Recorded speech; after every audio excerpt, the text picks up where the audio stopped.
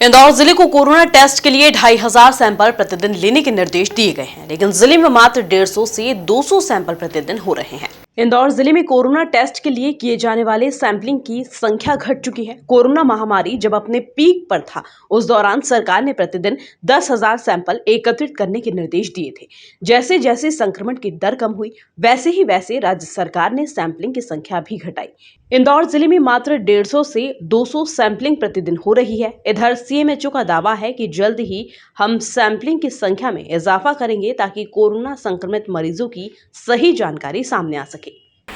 चूँकि अब देख रहे हैं कि अभी हमारे पास जो पहले अस्थायी मानव संसाधन था और काफ़ी एचआर था, उसकी वजह से हम लोग 10,000 12,000 तक की सैम्पलिंग में गए थे। फिर इसके बाद क्योंकि टारगेट हमें 7,000 के आसपास टारगेट दिया गया था, वो भी हमने अचीवमेंट किया।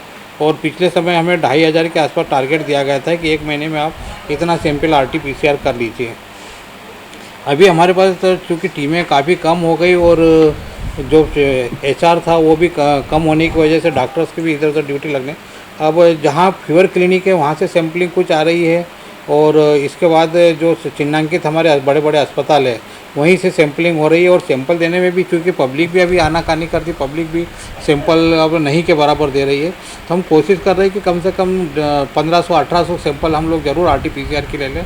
और बाकी जो प्राइवेट लैब्स आ ही रहे हैं, 300-400 सैंपल उनके प्राइवेट लेग से फिर हो जाते हैं। तो इस तरह से हम लोग 22-2400 के आसपास टारगेट अचीवमेंट करने की कोशिश करेंगे। बहरहाल अब देखना होगा कि कितनी जल्द स्वास्थ्य विभाग सैंपलिंग की संख्या बढ़ाता है। Bureau report, MP news, Indore. करोड़ों दर्शकों का मिल रहा साथ। MP की बात, MP न्यूज के साथ।